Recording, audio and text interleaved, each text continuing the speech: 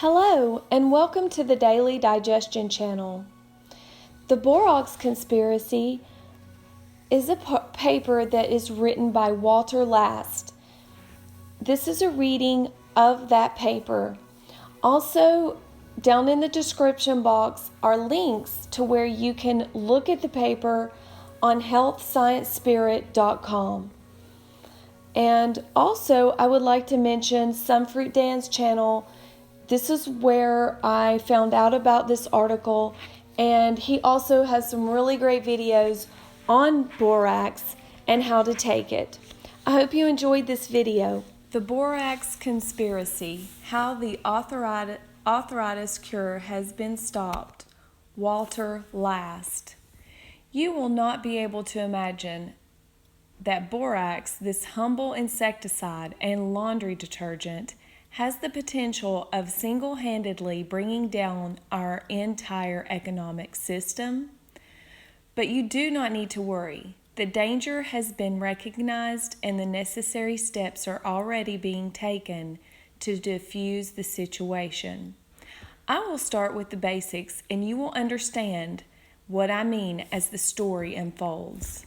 Borax is a naturally occurring mineral commonly mined from the dried salt lakes and is the source of other manufactured boron compounds.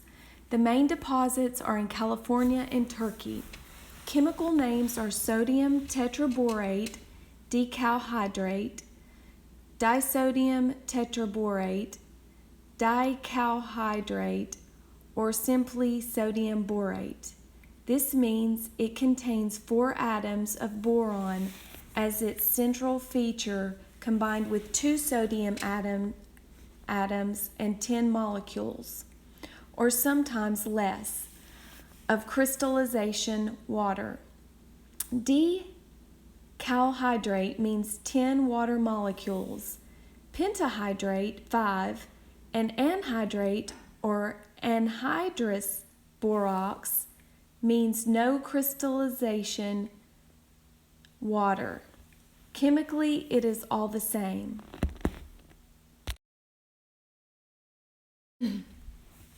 Borax is commonly sold as technical or agricultural grade with 99 to 99.5% minimum purity. Potential impurities consist of sodium, potassium, calcium, chloride, bicarbonate, carbonate, sulfate, and phosphate, but not toxic or heavy metals. This grade includes the borax commonly used as household cleaner. Pharmaceutical grade is not noticeably purer or better. Borax is the sodium salt of the weak boric acid. Because sodium is more strongly alkaline, this makes a solution of borax strongly alkaline, with a pH between 9 and 10. pH 7 is neutral.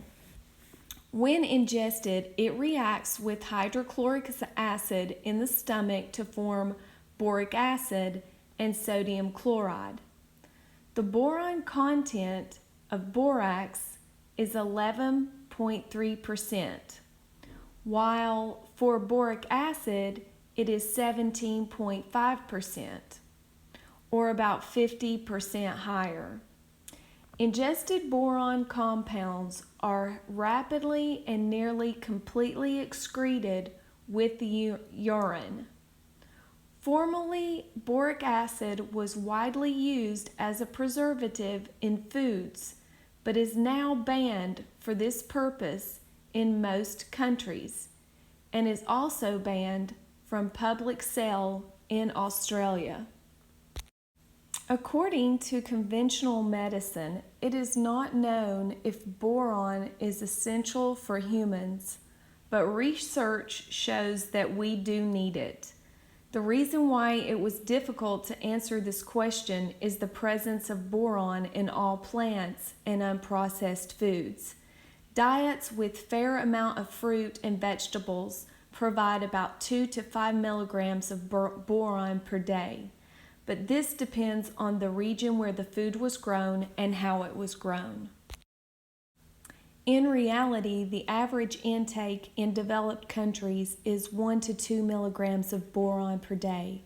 Institutionalized patients may receive only 0.25 milligrams of daily boron. Chemical fertilizers inhibit the uptake of boron from the soil. An organic apple grown in good soil may have 20 milligrams of boron, but if grown with fertilizer, it may only have 1 milligram of boron.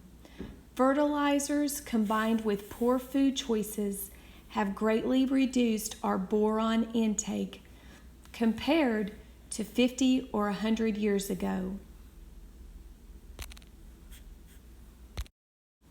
Further, unhealthy cooking methods greatly reduce the availability of boron from food.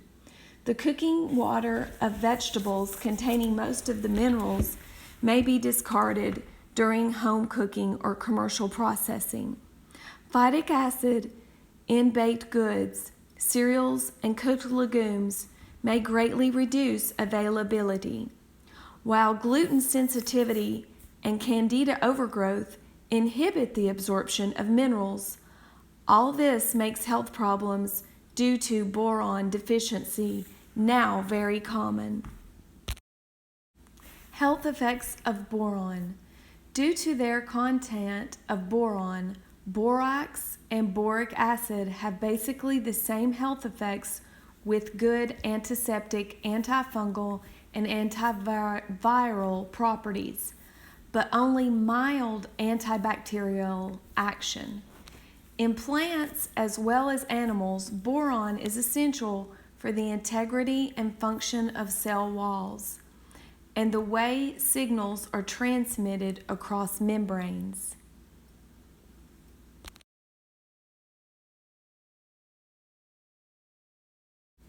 Boron is distributed throughout the body with the highest concentration in the parathyroid glands, followed by bones and dental enamel.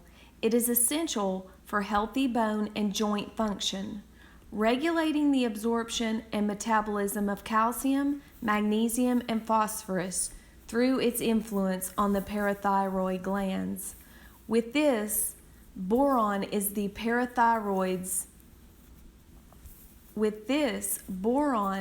the parathyroids what iodine is for the thyroid.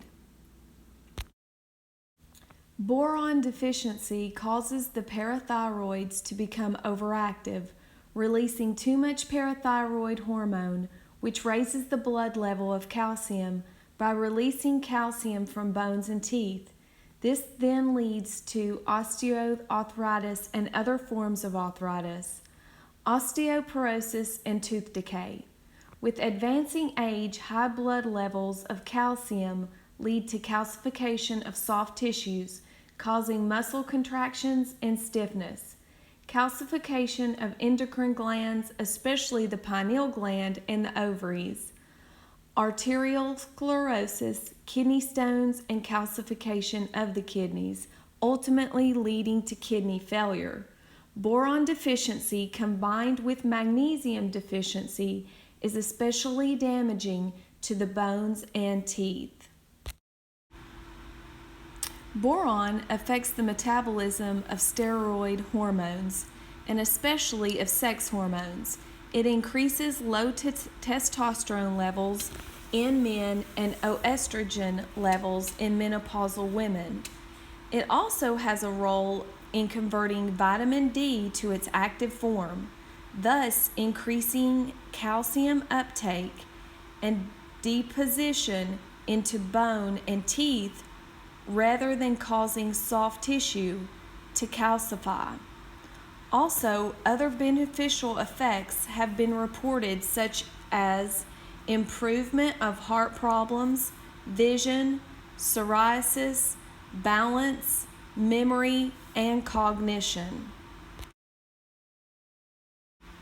The German cancer researcher Dr. Paul Gerhard Seeger has shown that cancer commonly starts with the deterioration of cell membranes.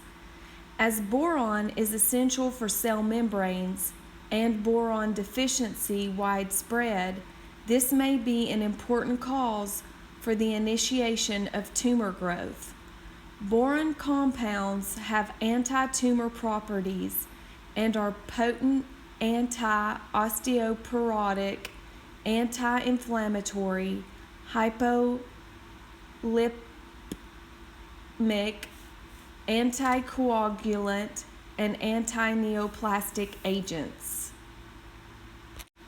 This overview shows the wide-ranging influence of boron on our health. In the following, I want to describe some of these health effects in greater detail. The arthritis cure of Rex Newnham. In the 1960s, Rex Newnham, PhD, DO, and ND, developed arthritis. At that time, he was a soil and plant scientist in Perth, Western Australia. Conventional drugs did not help, so he looked for the cause into chemistry of plants. He realized that plants in that area were rather mineral deficient. Knowing that boron aids in calcium metabolism in plants, he decided to try it. He started taking 30 milligrams of borax a day, and in 3 weeks, all pain, swelling, and stiffness had disappeared. He told public health and medical school authorities about his discovery, but they were not interested. However, some people with arthritis were delighted as they improved. Others were scared to take something with a poison label on the container and meant to kill cockroaches and ants. Eventually, he had tablets made with a safe and effective quantity of borax. Within 5 years, and only by word of mouth, he sold 10,000 bottles a month. He could no longer cope and asked a drug company to market it. That was a major mistake. They indicated that this would replace more expensive drugs and reduce their profits. It also happened that they had representatives on government health committees and arranged that in 1981, Australia instituted a regulation that declared boron and its compounds to be poisonous in any concentration. He was fined $1,000 for selling a poison, and this successfully stopped his arthritis cure from spreading to Australia. Subsequently, he published several scientific papers on borax and arthritis. One was a double-blind trial in the mid-1980s at the Royal Melbourne Hospital, which showed that 70% of those who completed the trial were greatly improved. Only 12% improved when on a placebo. There were no negative side effects, but some reported that their heart ailment had also improved, and there were better general health and less tiredness. Most of his later research was devoted to the relationship between soil, boron levels, and arthritis. He found, for instance, that the traditional sugarcane islands, due to long-term heavy use of fertilizers, have very low soil boron levels. Jamaica was the lowest level, and arthritis rates were about 70%. He noted that even most dogs were limping. Next comes Mauritius, which with very low boron levels and 50% arthritis. The daily boron intake in these countries is less than 1 milligram a day. An interesting comparison is between Indian and native Fijians. The Indians were estimated to have an arthritis rate of about 40% and eat much rice grown with fertilizer, while the native Fijians with an estimated arthritis rate of 10% eat mainly starchy root vegetables, grown privately without fertilizer. The U.S., England, Australia, and New Zealand generally have average soil boron levels with an estimated intake of 1 to 2 milligrams of boron and arthritis rates of about 20%. But Carnarvon in Western Australia has high boron levels in soil and water, and the arthritis rate is only 1%. It is similar in a place called Galwa Springs in New Zealand, with very high boron levels in the spa water, which is a curative for arthritis. Actually, all spas reputably curing arthritis have very high boron levels. These are also high in Israel, with an estimated daily boron intake of 5 to 8 milligrams and only 0.5 to 1% arthritis. Bone analysis showed that arthritic joints and nearby bones had only half the boron content of healthy joints. Equally, synovial fluid that lubricates joints and provides nutrients to the cartilage is boron deficient in arthritic joints. After boron supplementation, bones were much harder than normal, and surgeons found them more difficult to saw through. With additional boron, bone fractures heal in about half the normal time in both man and animal. Horses and dogs with broken legs or even a broken pelvis have fully recovered. Borax is also effective with other forms of arthritis, such as rheumatoid arthritis, juvenile arthritis, and lupus, systematic lupus erythematosus. For instance, Dr. Newham saw a young girl aged 9 months with juvenile arthritis. He was able to cure her within 2 weeks. He wrote that commonly people can get rid of their pain, swelling, and stiffness in about 1 to 3 months. Then they can reduce treatment from 3 to 1 boron tablet, each 3 milligrams per day, as a maintenance dose so that they can avoid any future arthritis. He also stated that patients with rheumatoid arthritis commonly experienced a Herxheimer reaction and that this is always a good prognostic sign. They must persevere, and in another 2 or 3 weeks the pain, swelling, and stiffness will be gone. I found this statement not only interesting, but also surprising. The Herxheimer reaction is an early aggravation of symptoms with increased pain. It is commonly due to toxins released by killed candida and mycoplasma. This is very common and with antimicrobial therapy, and borax definitely is an exceptionally good and strong fungicide. What surprises me, however, is that this fungicidal effect can be already present at this rather low dose of 75 to 90 milligrams of borax. Equally surprising is the finding that also up to 30% of those with osteoarthritis experienced a Herxheimer reaction, suggesting that the border between osteoarthritis and rheumatoid arthritis is rather fluid. I believe that in long-standing and especially resistant cases, it will be advisable to use other antimicrobials in addition. For cofactors in arthritis treatment, also see my article, Arthritis and Rheumatism, or the booklet, Overcoming Arthritis. Osteoporosis and sex hormones. Boron deficiency causes greatly increased amounts of calcium and magnesium to be lost with the urine. A borax supplement will reduce the daily loss of calcium by nearly 50%.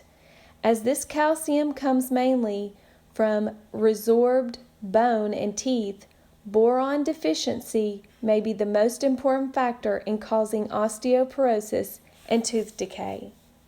It has been estimated that 55% of Americans over 50 have osteoporosis, and of these, about 80% are women. Worldwide, 1 in 3 women and 1 in 12 men over the age of 50 may have osteoporosis, and this is responsible for millions of fractures each year. Rats with osteoporosis were given a boron supplement for 30 days, with the result that their bone quality was now comparable with that of the healthy control group of a group supplemented with ostraldol. The beneficial effect of borax on bones seems to be due to 2 interrelated effects: a higher boron content of the bones, which makes them harder, and a normalization of sex hormones, which stimulates the growth of new bone. Low estrogen levels after menopause are thought to be the main reason why so many older women developed osteoporosis. In men, testosterone levels decline more gradually, which seems to be reflected in their later onset of osteoporosis as a group. Research has now shown that boron supplementation in postmenopausal women doubles the blood level of the most active form of oestrogen, 17-beta-oestradiol, to the level found in women on oestrogen replacement therapy. Equally, the blood levels of testosterone more than doubled. With HRT, there's a higher risk of breast endometrial cancer, which is not known to happen with hormones produced by the body as with borax supplementation. Some women get premenstrual problems because oestrogen levels are too high and progesterone too low, and therefore may be afraid of using boron.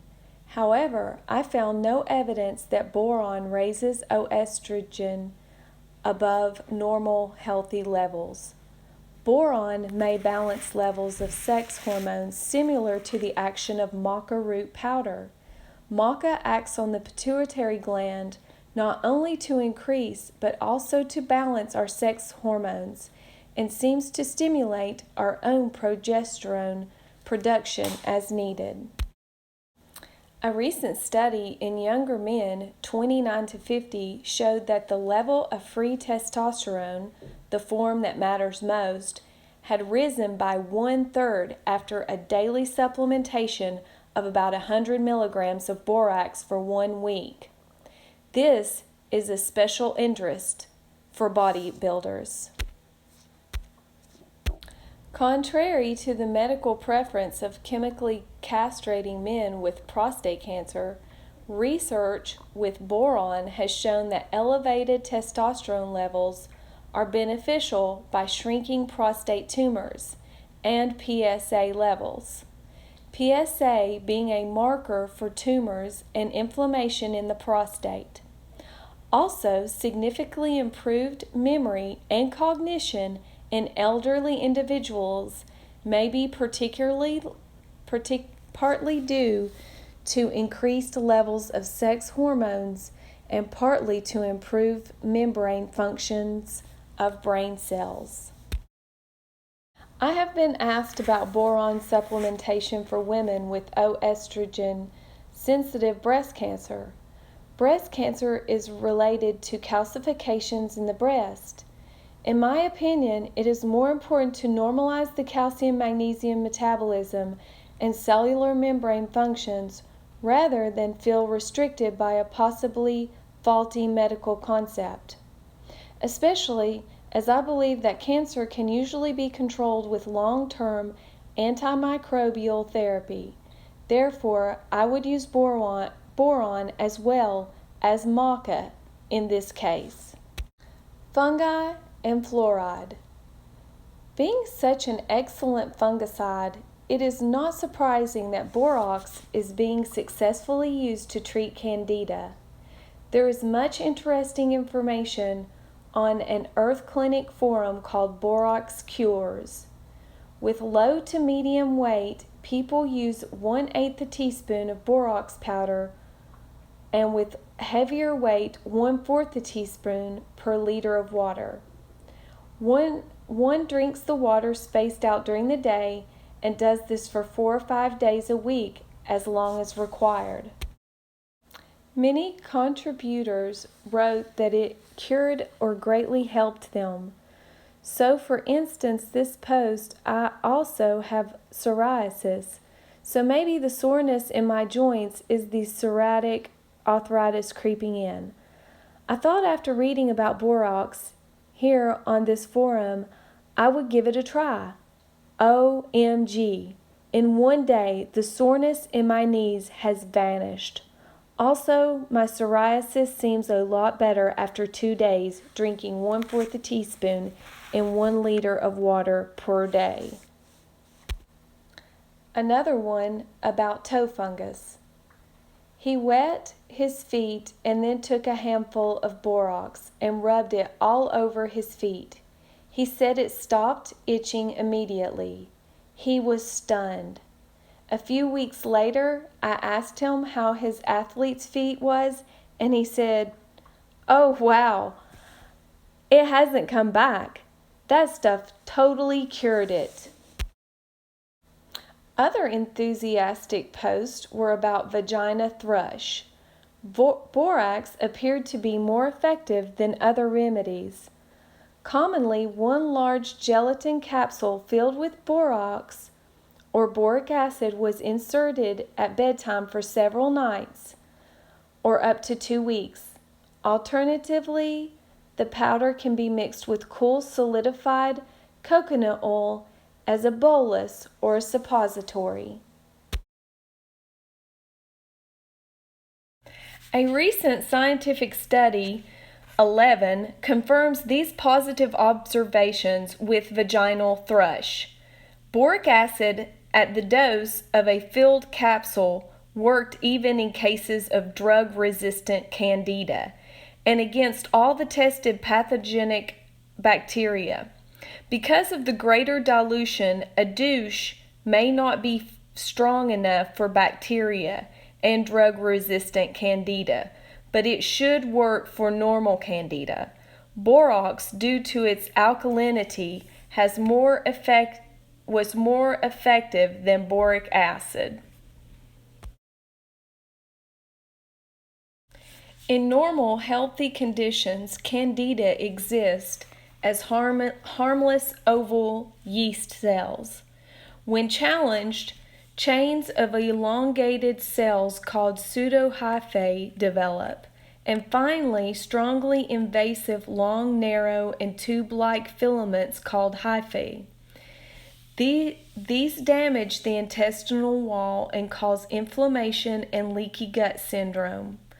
Pseudohyphae and hyphae can be seen in the blood of individuals with cancer and autoimmune diseases. Candida can also form tough layers of biofilm. This same study shows that boric acid/borax inhibits the formation of biofilms and also the transformation of harmless yeast cells into invasive hyphal form. In other articles, I have shown that this process, commonly initiated by antibiotics, is a basic cause of most of our modern diseases, and this makes borax and boric acid primary health remedies. but this article shows that there are many more reasons to give them a top rating. A scientific review in 2011 concluded, boric acid is a safe, alternative economic option for women with recurrent and chronic symptoms of vaginitis when conventional treatment fails. 12. But as it is so much better than drugs, why not use it as a first option? Or use the even more effective borax? Another study from Turkey, 13, shows the protective effect of boric acid on food contaminated with mycotoxins, especially fungal aflatoxins. Among these aflatoxins, B1 (AFB1) causes extensive DNA damage and is the most potent carcinogen ever tested, especially affecting liver and lungs, also causing birth defects, immune toxicity, and even death in farm animals and humans. Boric acid treatment was protective and led to increased resistance of DNA to oxidative damage induced by AFB1. The strong antifungal action of boric acid is, of course, the reason why it has traditionally been used as a food preservative. I received numerous appreciative communications ranging from canceling surgery for hip replacement to removing brain fog and curing autoimmune diseases. One woman wrote in a recent Nexus magazine of curing her lupus and serious kidney disease in 4 months with a half a teaspoon of daily borax powder. Borax, similar to the equally endangered Lugol's iodine solution, can also be used to remove accumulated fluoride and heavy metals from the body. Fluoride not only causes bones to deteriorate, but also the pineal gland to calcify and the thyroid to become underactive.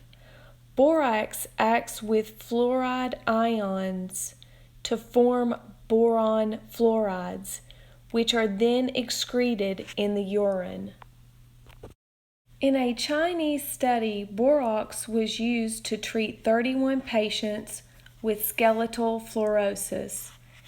The amount was gradually increased from 300 to 1100 milligrams a day during a 3-month period, with 1 week off each month. The treatment was effective with 50 to 80% improvement. One forum contributor suffered with fibromyalgia, rosacea, chronic fatigue, and TMJ for over 10 years, which she believed was caused by fluoride. She used 1/8 teaspoon of borax and 1/8 teaspoon of sea salt in a liter of dechlorinated water and drank this for 5 days each week. Within 2 weeks, her face cleared, the redness faded, body temperature normalized, energy level increased, and she steadily lost excess weight. The only side effect was an initial aggravation of her rosacea symptoms. Another post. 7 years ago, thyroid cancer. The next year, adrenal fatigue. Then early menopause.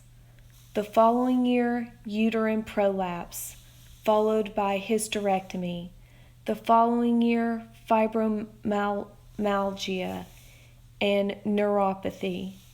Early childhood was fluorinated water along with fluoride tablets. Fall of 2008, I was looking at total disability.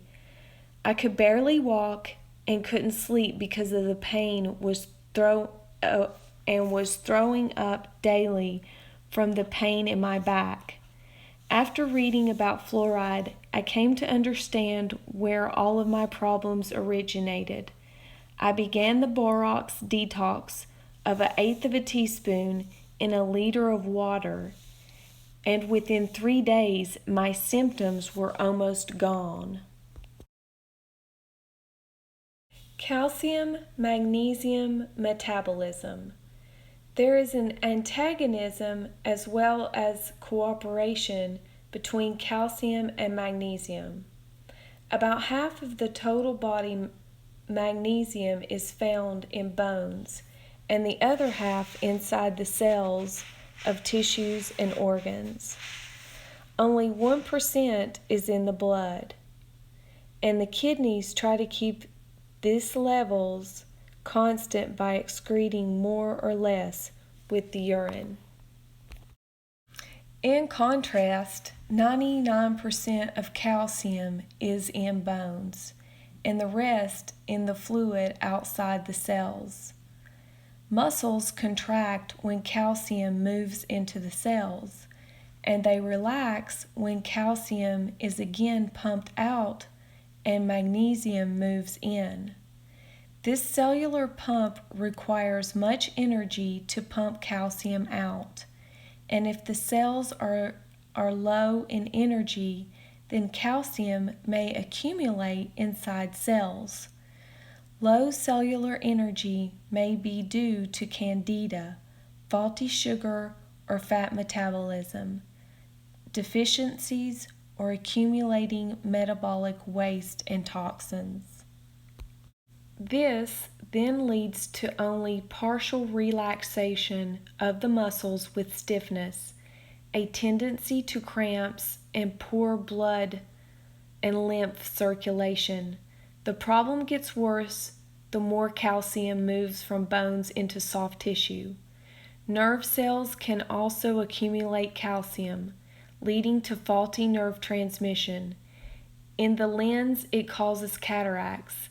Hormonal output keeps reducing as endocrine glands increasingly calcify, and all other cells become handicapped in their normal functions. In addition, it causes intracellular magnesium deficiency. Magnesium is needed to activate countless enzymes, and a deficiency leads to inefficient and blocked energy production. A further problem is that excess calcium damages the cell membrane and makes it difficult for nutrients to move in and waste to move out. When the intracellular calcium level gets too high, the cell will die. Here we can see the importance of boron as a regulator of cell membrane functions, especially in regard to movements of calcium and magnesium. With boron deficiency, too much calcium moves into the cell while magnesium cannot move inside to displace it. This is the condition of old age and of the boron deficiency diseases leading up to it. While in good health, and especially in younger years, a calcium-magnesium ratio of 2:1 is normal and beneficial and supplied with a good diet. But with increasing age, boron deficiency, and resulting disease conditions, we need progressively less calcium and more magnesium.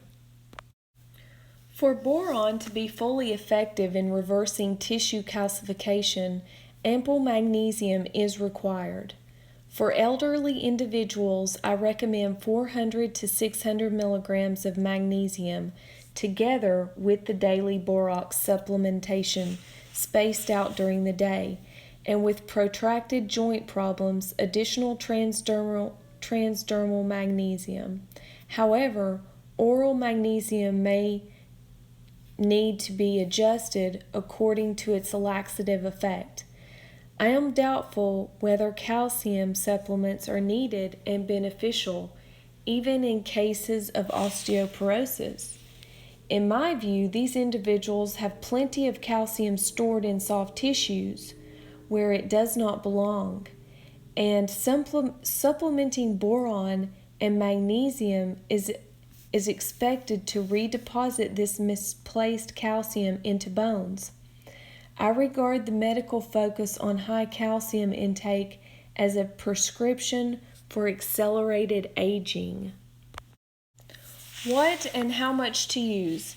In some countries, in other words, Australia, New Zealand, and USA, borax can still be found in the laundry and cleaning sections of supermarkets.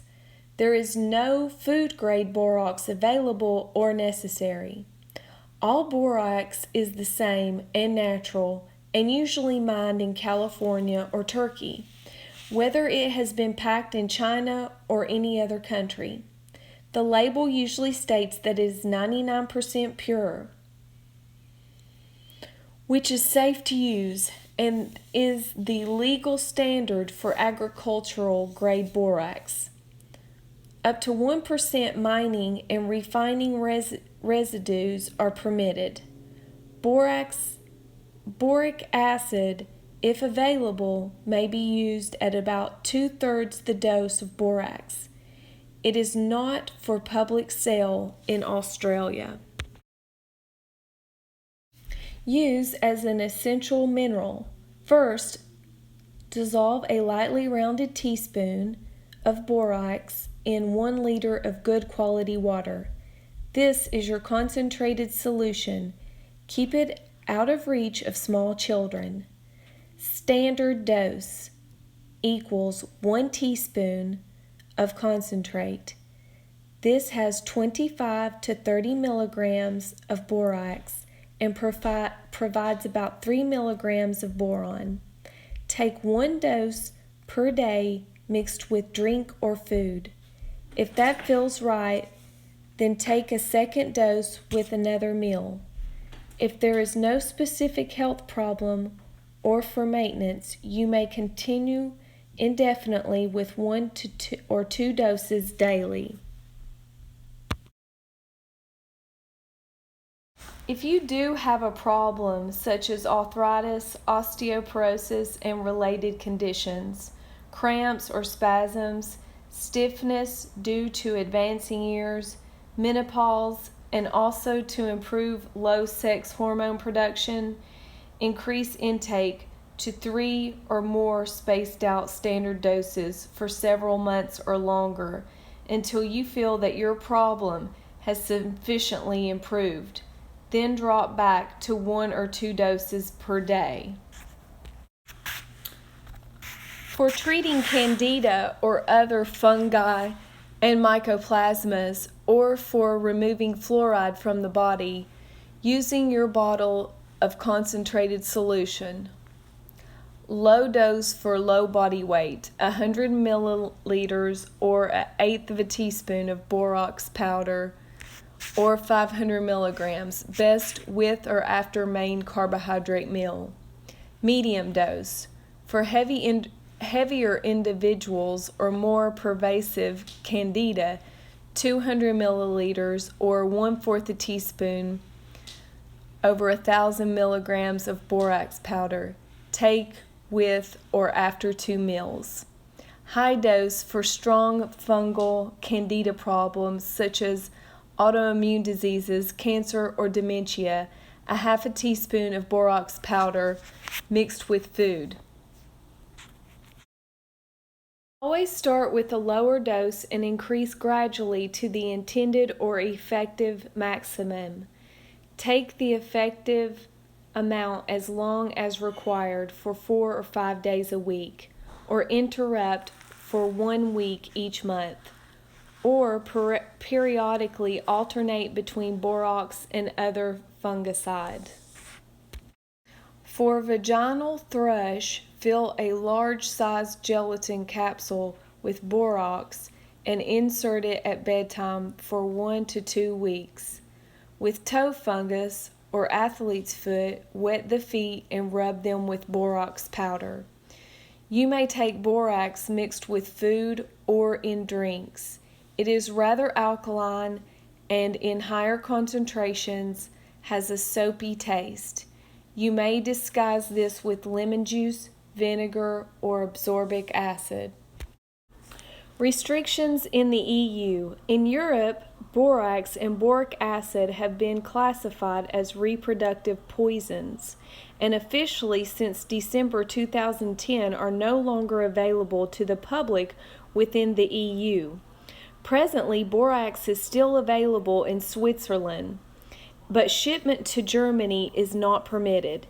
In Germany, a small amount, 20 to 50 grams, may be ordered through a pharmacy as ant poison. It will be registered. Borax is presently still available from www.ebay.co.uk and can be shipped to other EU countries.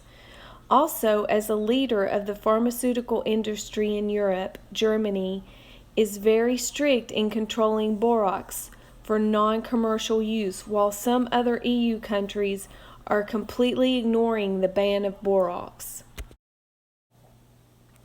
Boron tablets can be bought from health shops or the internet, commonly with 3 milligrams of boron. In some European countries, such as the Netherlands, these may still contain borax, but not in others, such as Germany, where boron is not allowed in ionic form as with borax or boric acid. While suitable as a general boron supplement, I do not know if or how well they work against candida and mycoplasmas. Most scientific studies and individual experiences in regard to arthritis, osteoporosis, or sexual hormones and menopause were with borax or boric acid. It is not yet known if non-ionic boron is as effective as borax. To improve effectiveness, I recommend 3 or more spaced out boron tablets daily for an extended period, combined with sufficient magnesium and a suitable antimicrobial program. Possible side effects from pharmaceutical drugs tend to be negative and often dangerous. With natural medicines such as borax therapy, these are usually healing reactions with beneficial long-term effects. Most common is the Herxheimer reaction from eliminating candida.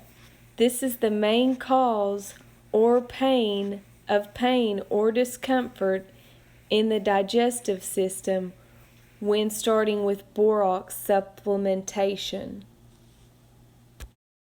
In some of the above forum posts, rapid improvement was experienced within days. This is always a functional response. High cellular calcium levels cause muscle contraction with cramps or spasms as a common cause of pain. Boron, especially together with magnesium, can rapidly relax these muscles and take away the pain. However, with long-standing severe calcifications, a large amount of calcium cannot be redistributed in a short time. This leads to increased calcium levels in the affected area, especially the hips and shoulders, and can cause problems for a considerable time, such as a tendency to severe cramping and pain, or problems with the blood circulation or nerve transmission. Nerve-related effects in hands and feet may be numbness or reduced sensitivity or feeling in the skin. Higher amounts of calcium and fluoride passing through the kidneys may cause temporary kidney pain. Further kidney pain appears to be mainly due to kidney stones being released. After a few days, the stones are usually cleared and the pain stops. Such healing reactions cannot be avoided when aiming for a higher level of health, but they can be minimized by increasing borax levels only gradually. Whenever you experience an unpleasant effect, reduce or temporarily stop borax intake until the problem subsides. Then gradually start increasing again. Helpful additional measures are a greatly increased fluid intake, using more organic acids such as lemon juice or vinegar, and improving lymph flow, as with rebounding, walking, or inverted positions. Toxicity issues. Government health agencies are concerned about boron toxicity.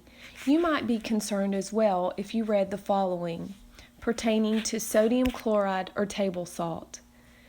Acute oral toxicity, LD50, the dose at which half of the tested animals die, 3,000 milligrams over kilograms, rat.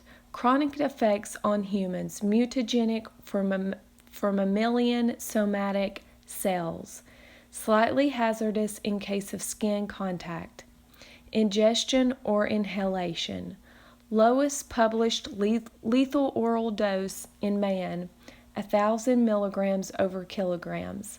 Causes adverse reproductive effects in humans. Fetotoxicity, abortion, by enteral placental route. May increase risk of toxemia of pregnancy in susceptible women. May cause adverse reproductive effects and birth defects in animals, particularly rats and mice. Fetotoxicity, abortion, musculoskeletal abnormalities, and maternal effects on ovaries, fallopian tubes. May affect genetic material, mutagenic. Ingestion of large quantities can irritate the stomach with nausea and vomiting. May affect behavioral, muscle spasticity, contraction, somnolence, sense organs, metabolism, and cardiovascular system. Continued exposure may produce dehydration, internal organ congestion, and coma. Now compare the sodium chloride toxicity with the Material Safety Data Sheet, or MSDS for borax. Low acute oral toxicity, LD50 in rats, 4,500 to 6,000 milligrams over kilograms of body weight. Reproductive developmental toxicity. Animal feeding studies in rats, mouse, and dog at high doses have demonstrated effects on fertility and testes. Studies with boric acid in the rat, mouse, and rabbit at high doses demonstrate developmental effects on the fetus, including fetal weight loss and minor skeletal variations. The doses administered were many times in excess of those to which humans would normally be exposed. No evidence of carcinogenicity in mice. No mutagenic activity was observed in a battery of short-term mutagenicity assays. Human epidemiological studies show no increase in pulmonary disease in occupational populations with chronic exposures to borate dust and no effect on fertility. Here you see that table salt is 50 to 100% more toxic than borax. It changes the genetic material and is mutagenic, while borax is harmless in this regard. Infants are most at risk from high borax ingestion. It has been estimated that 5 to 10 grams can cause severe vomiting, diarrhea, shock, and even death. But it also says that lethal doses are not well documented in the literature. The following toxicity data are from both documents of the U.S. Environmental Protection Agency and the Centers for Disease Control. A review of 784 accidental human poisonings from 10 to 88 grams of boric acid reported no fatalities, with 88% of cases being asymptomatic, meaning they did not notice anything. However, gastrointestinal, cardiovascular, hepatic, renal, and central nervous system effects, dermatitis, erythema, and death have occasionally been observed in some infants. Children and adults exposed to more than 88 milligrams boron over kilograms, corresponding to more than 40 grams of borax for 60 kilograms of body weight. Animal studies have identified reproductive toxicity as the most sensitive effects of boron ingestion.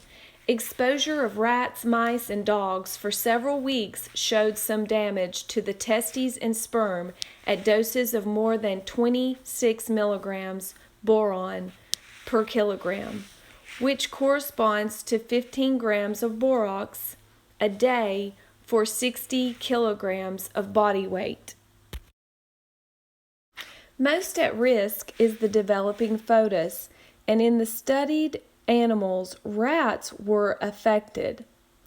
In one study, slight reductions in the foetal body weight were already found at 13.7 milligrams of boron per kilogram a day, used during pregnancy.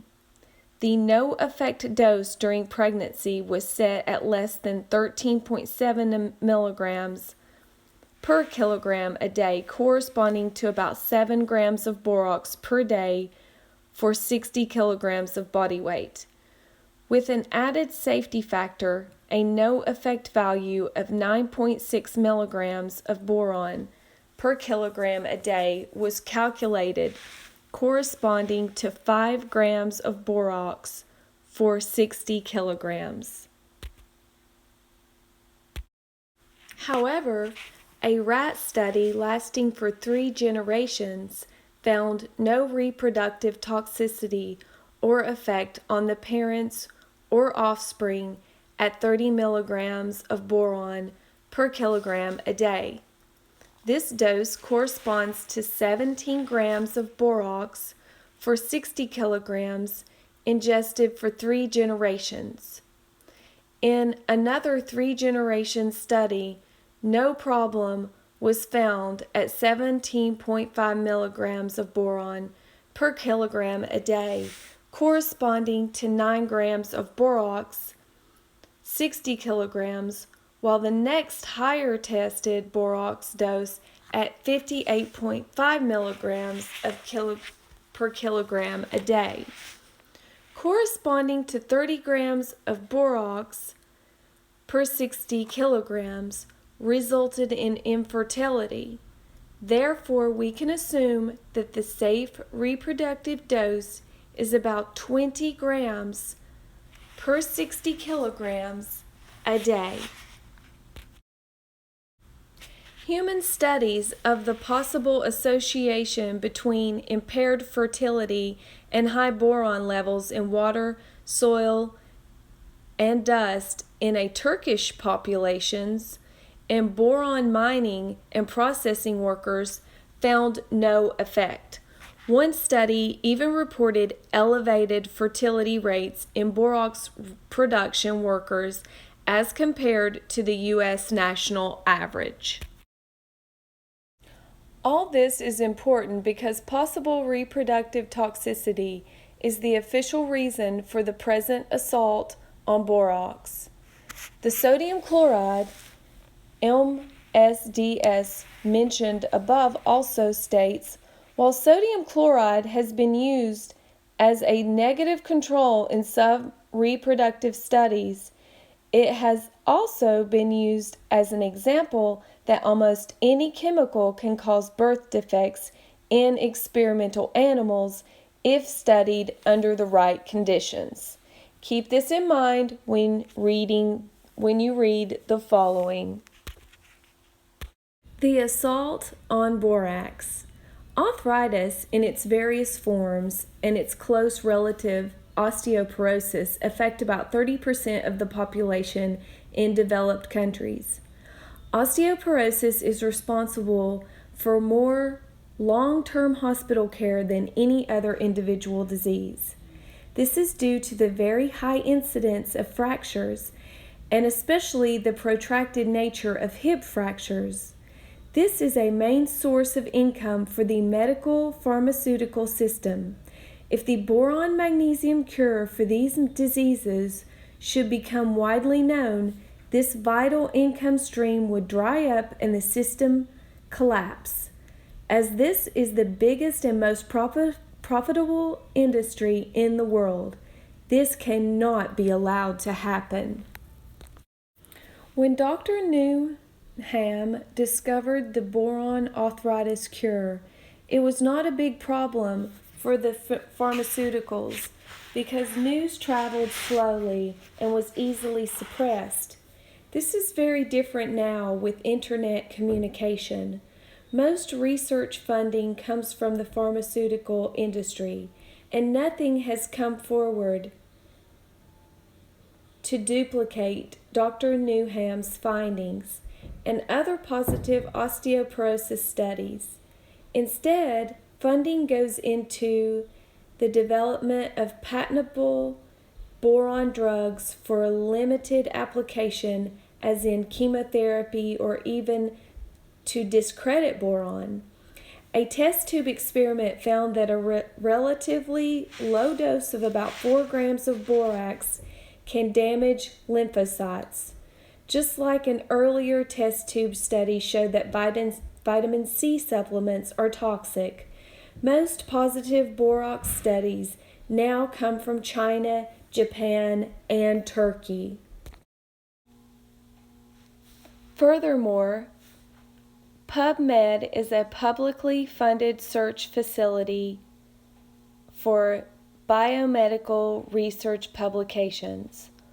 While other articles for Newnham RE and Zhao LY are still listed, the two important borax publications mentioned earlier about the arthritis trial at the Royal Melbourne Hospital and the treatment of skeletal fluorosis in China are no longer listed, but they belong there and obviously have been there originally. I suspect that they have been deliberately removed to prevent them from being quoted in other research. In addition, increasing effort goes into publicly demonizing borax for its alleged reproductive and infant toxicity. As an example, I recently read an article by a senior scientist of the supposedly Green Environmental Working Group. In it, the perceived dangers of borax were so exaggerated that most comments in effect said, "Thank you for opening my eyes. I did not know how poisonous and dangerous borax is. I certainly will not use it any more in my laundry or my cleaning, my toilet and kitchen." This is obviously a deliberate campaign to make people grateful for banning borax from public sale. For laundry and cleaning purposes, borax substitute now replaces the product previously sold as borax. The EU has spearheaded this campaign. In June 2010, borax and boric acid were classified as reprotoxic category 2, suggesting that they may be harmful to the reproductive functions of humans in high doses, and the product package must display the skull and crossbones symbol. From December 2010, these products were no longer available for public sale within the EU. While this classification now applies for all of Europe, non-EU countries still have some leeway in regard to public sales. This initiative is part of a globally harmonized system of classification and labeling of chemicals, GHS, which is to be implemented as long as possible. Australia is well advanced on preparing regulations to implement the GHS for industrial chemicals, with new regulations expected in 2012. The European Chemicals Agency gave as reason for their reclassification of boron products, paraphrased, "The available data do not indicate major differences between laboratory animals and humans.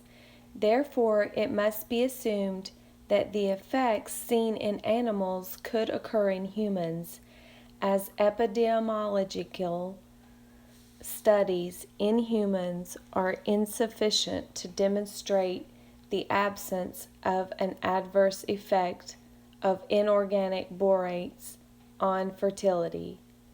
17.5 milligrams of boron per kilograms a day was derived as a NOAEL, no event level, for male and female fertility. For the rat, decreased foetal weight occurred at 13.7 milligrams of boron per kilogram a day, and a safe limit of 9.6 milligrams per kilogram a day has been derived." What they are really saying is this: while we have no human data, animal studies suggest that for adult reproductive functions, a daily ingestion of about 2 teaspoons of borax is safe. But to be absolutely sure that no one is harmed, we will ban it completely. Importantly, this ruling is not related to borax in foods or supplements, where it is already banned, but only for general use as in laundry or cleaning products or as insecticides. Because borax is not readily inhaled or absorbed through intact skin, it is difficult to see how even a few milligrams daily could get into the body with the conventional use. If the same standard would apply to other chemicals, there would be none left. The key study in this assessment was published in 1972. Why is this being dug up now to justify banning borax when it was of no concern for the past 40 years? It does not make any scientific sense, especially if you consider that the main chemical in the new borax substitute, sodium percarbonate, is about 3 times more toxic than borax. Acute oral LD50 values for animals are from 1,034 to 2,200 milligrams per kilogram a day. Even the commonly used sodium bicarbonate with an animal LD50 of 3,360 milligrams per kilogram is nearly twice as toxic as borax. Both of these chemicals have not been tested for long-term reproductive toxicity at the high doses that caused fertility problems in rats and mice. The same applies to washing powders. It has been stated that no toxicity is expected if used in the approved way, or that reproductive tests have not been done. Ingredients in these products are more toxic than borax. Why can they be used in the approved way but not borax? And how about really toxic items such as caustic soda and hydrochloric acid? Why do they remain available to the public when one of the safest household chemicals are banned, despite the fact that it is absolutely impossible to cause any reproductive harm with the approved use? Regardless of the lack of any scientific credibility, the stage has been set for borax and boric acid to be globally removed from public sale at short or no notice. Even low-level and less effective boron tablets are now tightly controlled by the pharmaceutical industry and may be restricted at any time through Codex Alimentarius regulations. With this, the medical pharmaceutical system has safely diffused any potential danger that borax may have posed to its profitability and survival. Note, this article is not about curing arthritis. Boron is essential for healthy bones and joints, and supplements may be able to help with arthritis, but chronic conditions often are associated with additional other deficiencies, allergies, microbial infestations, and inflammation. All of these factors may need to be addressed. For further information, see arthritis and rheumatism, or the more detailed overcoming arthritis.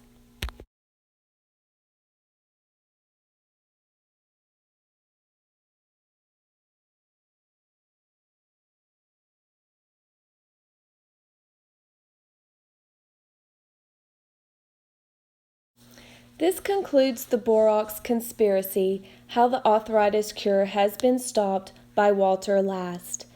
Don't forget to check out the links down in the description box below. I hope you enjoyed this reading, and if you would like for me to do more readings like this in the future, please let me know down in the description box of some subjects you would be interested in hearing about. I really enjoyed doing this video, and I love information, and I love information being read to me. So I like to listen to papers being read to me, and I hope you enjoyed this video. See you in the next one.